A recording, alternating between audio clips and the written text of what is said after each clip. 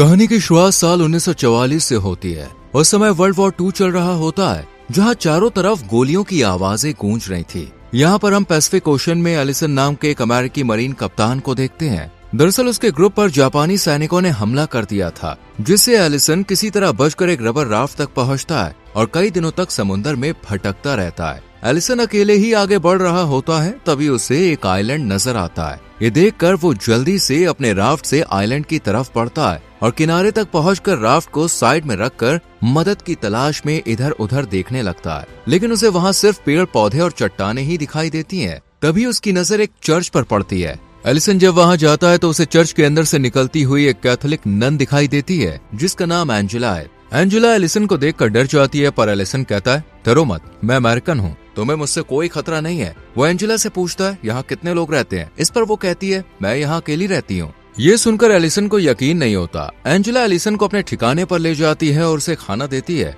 Allison उससे पूछता है, तुम यहाँ अकेली क्यों रह रही हो? एंजेला कहती है, मैं एक पादरी के साथ इस आइलैंड पर आई थी। हमें कुछ बुजुर्ग पादरी को जापानी सैनिकों से बचाकर निकालना था, लेकिन जब हम यहाँ पे पहुँचे तब तक जापानी पहले से ही आइलैंड पर आ चुके थे और वो उन पादरियों को पकड़कर अपने साथ ले जा चुके थे।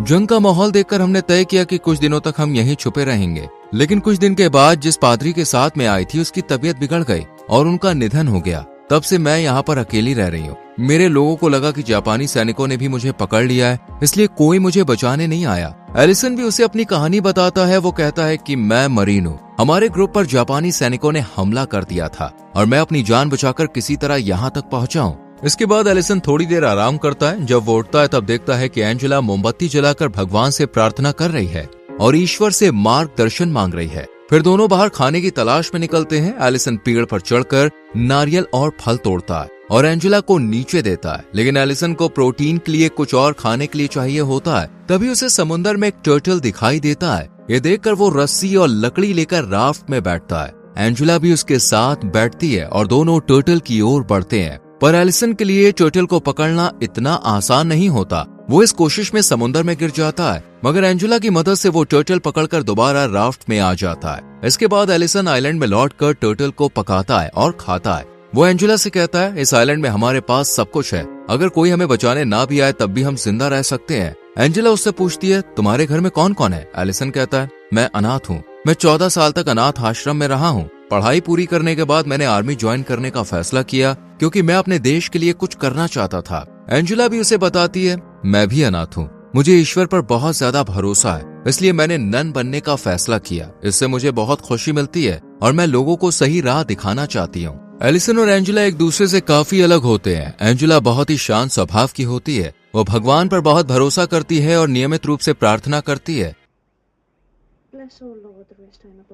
जबकि एलिसन भगवान पर इतना विश्वास नहीं करता और थोड़ा सख्त मिजाज का होता है। अगले दिन एलिसन और एंजेला को आसमान में जापानी लड़ाकू विमान दिखाई देता है। ये देखकर एलिसन एंजेला को लेकर छुप जाता है, क्योंकि अगर उन्हें देख लिया गया तो दोनों की जान जा सकती थी। एलिसन एंजेला से कहता है, हमें कुछ दिनों तक छुपकर रहना चाहिए, मैंने एक गुफा देखी है, वहाँ पर रहना ठीक रहेगा। एंजेला को भी ये सही लगता है, इसलिए वो एलिसन के साथ गुफा में चली जाती है और दोनों पूरा दिन वहीं रहते हैं। अगली सुबह उन्हें बम की तेज आवाज सुनाई देती है। एलिसन गुफा से बाहर झांक कर देखता है तो उसे दिखता है कि जापानी विमान आइलैंड पर भयंकर बमबारी कर रहा है। ये देखकर एंजेला बहुत डर जाती है और प्रार्थना करने लगती है। एलिसन उसे हिम्मत देता है और शांत करता है। कुछ देर बाद जब विमान वहां से चले जाते हैं तब दोनों गुफा से बाहर आते हैं। वो देखते हैं कि चारों ओर तबाही का मंजर है। उनका घर और चर्च भी पूरी तरह से नष्ट हो चुका होता है। तभी जापानी सैनिकों की एक टुकड़ी मौसम विज्ञान शिविर स्थापित करने के लिए आइलैंड पर आती है और जिस राफ्ट से एलिसन यहाँ आया था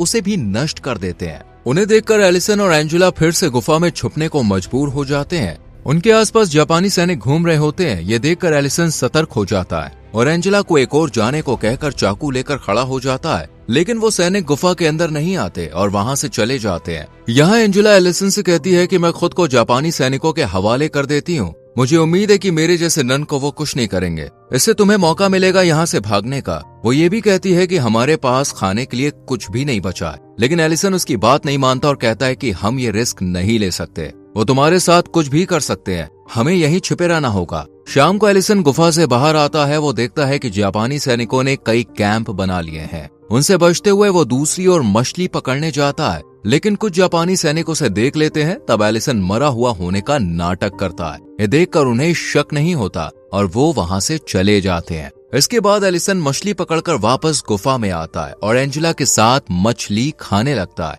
लेकिन एंजेला ने नन बनने के बाद मछली खाना छोड़ दिया होता है, मगर यहाँ खाने के लिए और कुछ भी नहीं होता, इसलिए उसे मजबूरी में मछली खानी पड़ती है। कच्ची मछली उससे नहीं पचती और वो उल्टी कर देती है। फिर एंजेला बिना कुछ खाए सोने चली जाती है। कुछ देर बाद जब एंजेला सो रही होती है तब एलिसन चुपके से गुफा से बाहर आता है और जापानी सैनिकों की गतिविधियों पर नजर रखने लगता है। वो अपने चेहरे को काला कर लेता है ताकि कोई उसे सही से देख ना सके। जब उसे मौका मिलता है तब वो चुपचाप उनके कैंप में घुस जाता है और खाने का सामान एक बैग में भरने लगता है। तभी एक सैनिक वहां आ जाता है, जिससे एलिसन को वहीं छुपकर खामोश रहना पड़ता है।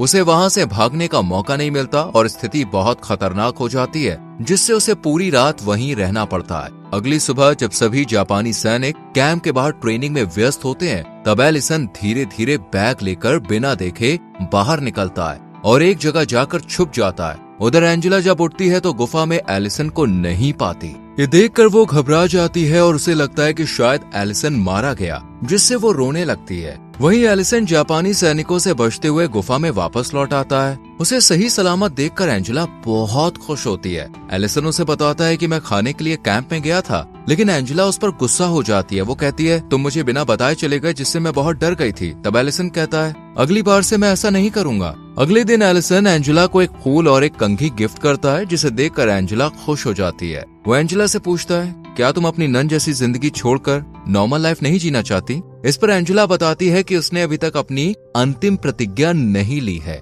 और नन बनने के लिए 5 साल का समय दिया जाता है, ताकि कोई भी सही निर्णय ले सके, और वो अभी भी उस फैसले पर पूरी तरह अडिग नहीं है। दरअसल एलिसन को एंजेला पसंद आने लगी है, इसलिए वो नहीं चाहता कि वो पूरी तरह से नन बन जाए। तभी उन्हें बाहर से आवाजें सुनाई देती हैं और वो देखते हैं कि जापानी सैनिक द्वीप छोड़कर जा रहे हैं, जिससे दोनों को बहुत खुशी होती है। जापानी कैंप में छोड़े गए सामान से अब उन्हें खाने पीने की दिक्कत नहीं रह जाती। इसके बाद एलिसन एंजेला को बताता है कि वो बचपन से बहुत अकेला रहा है, उसने कई मुश्किलें झेली हैं, लेकिन अब वो उसके साथ खुश रहना चाहता है और कहता है कि मैं तुमसे प्यार करने लगा हूँ, इसलिए मैं चाहता हूँ कि तुम अपना नन बनने का इरादा बदल लो और युद्ध खत्म होने के बाद मुझसे शादी कर लो। ये सुनकर एंजेला चौंक जाती है और कहती है कि उसने खुद को ईश्वर को समर्पित किया है और वो अपने ईश्वर को धोखा देकर किसी और के साथ नहीं रह सकती। ये सुनकर एलिसन को बहुत दुख होता है, पर वो उससे कहता है, अगर तुम्हें मेरी बातों से ठेस पहुंची हो तो तुम मुझे माफ करना।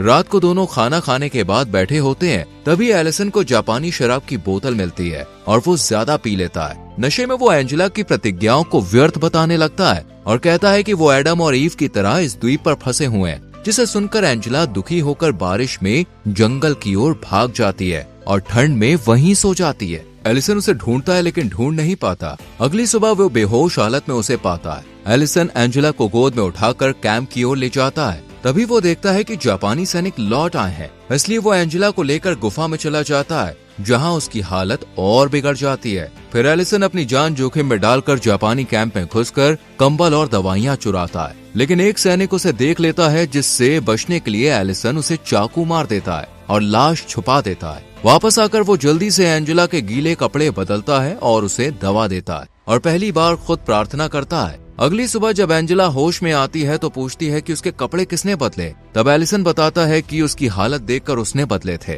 वो फिर माफी मांगता है और कहता है कि कल उसने जो कुछ भी कहा वो नशे में कहा था। एंजेला उसे माफ कर देती है। तभी उन्हें बाहर बम की आवाज सुनाई देती है। एलिसन बाहर जाकर देखता है तो उसे पता चलता है कि आइलैंड में जापानी सैनिकों ने फिर से बमबारी की है, क्योंकि उनके एक सैनिक को एलिसन ने मार दिया। ये बात उन्हें पता चल गई है,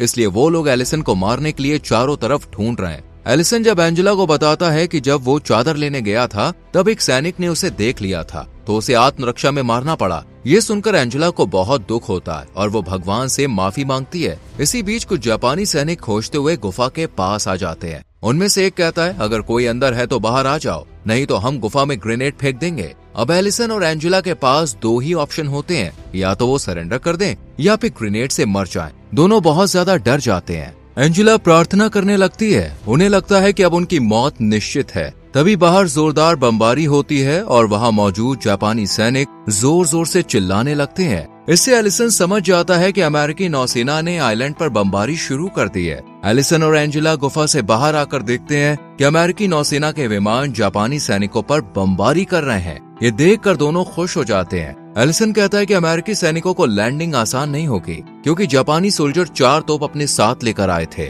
और उनको आइलैंड पर अच्छी तरह बिछा दिया गया है, इसलिए मुझे इन तोपों को निष्क्रिय करना होगा। एलिसन एंजेला से कहता है कि ईश्वर भी यही चाहते हैं कि मैं अमेरिकी सैनिकों की मदद करूं। एंजेला उसे जाने की अनुमति दे देती है। एलिसन गुफा से बाहर निकलता है और देखता है कि ज्यादातर जापानी सैनिक मारे जा चुके हैं। वो खुद को बमों से बचाते हुए दौड़ता है और एक एक करके तोपों को निष्क्रिय करने लगता है। इस दौरान वो बमबारी के कारण घायल हो जाता है, लेकिन वो रुकता नहीं है। किसी तरह वो सभी तोपों को निष्क्रिय कर देता है, जिससे कई अमेरिकी सैनिकों की जान बच जाती है। इसके बाद अमेरिकी नौसेना बमबारी रोक देती है और एंजेला गुफा से बाहर आ जाती है। वो एलिसन को घायल देखकर उसका इलाज करने लगती है। एलिसन एंजेला से कहता है, अब हमारा अलग होने का समय आ गया है और शायद हम फिर कभी ना मिल पाए। ये सुनकर एंजेला कहती है, चाहे मैं तुम्हारे साथ अपनी जिंदगी ना बिता सकूं, लेकिन तुम हमेशा मेरे दिल के करीब रहोगे। इसके बाद अमेरिकी नौसेना आइलैंड पर लैंड करती है और अपना झंडा फहराती है। जब नौसेना का कप्तान एलिसन को जिंदा देखता है तो वो चौंक जाता है, क्योंकि उन्हें लगा था कि वो मारा गया है।